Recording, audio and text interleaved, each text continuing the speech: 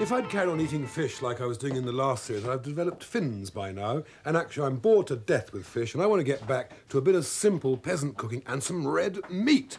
And for those of you who are vegetarians, switch off, because this programme is really going to upset you.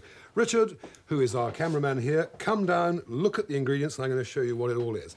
This is some lovely fatty and gristly shin of beef. It's important that it's shin because the veins and the gristle make it a very unctuous flavour when it's finally cooked. I've picked in some little holes and stuffed in some garlic into all of them.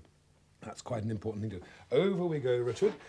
Little shallots, beautifully peeled, fresh garlic, orange peel, an onion stuffed with cloves. Can you see that all right? Just 3 cloves in an onion like that.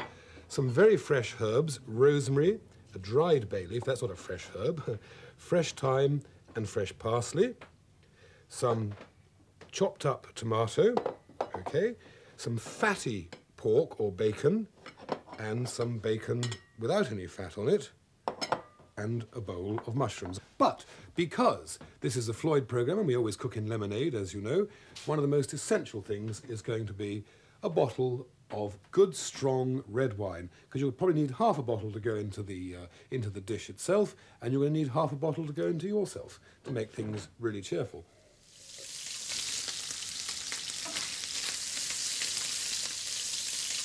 So with a little olive oil and our lean and our fat bacon, we get the pan up to frying speed. It's highly humorous, isn't it? Frying speed. And whack it, now that it's golden brown, leaving the fat behind into our marmite, which is this lovely earthenware pot, from which slow cooking beef really benefits from being popped into that kind of thing. But if you have to use aluminium or tin, it doesn't really matter. Then into the fat we put our pieces of beef, which you'll remember I stuffed little cubes of garlic into.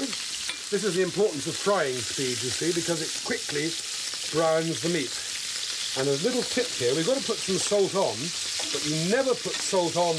Isn't this crackling noise loud? It's funny, isn't it? It's real cooking, you see. You never put salt on meat until it has been sealed. Otherwise, it lets out all of the flavours.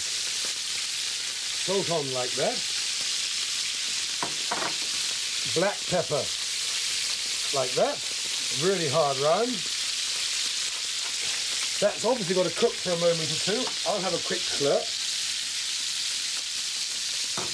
And then, you see, come back, Richard, you're too far away, please. Come back. We've got that nicely sealed and browned. And it goes straight away. Now, this is quite difficult. Can you get into this pot? We lift it into the bacon, which is already there. There's a piece per person here, by the way. 1 piece per person. Give them plenty, my old Sergeant Major used to say. 1 per man per day. There we are. There is the first part of our dough.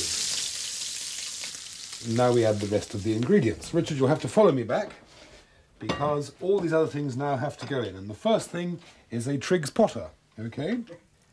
Triggs Potter. A little landmine, no, a sea mine. An onion with its cloves. The 4 or 5 pieces of orange peel. Plate full of little shallots, or small pickling onions if you haven't shallots. Some of these mushrooms, like that. Okay.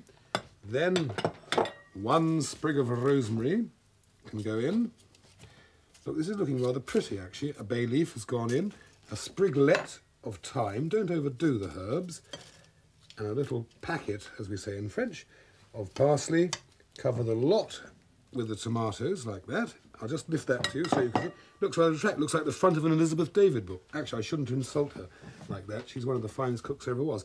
And then in with our lovely bottle of wine. All you now have to do is put the lid of that onto that and into the oven.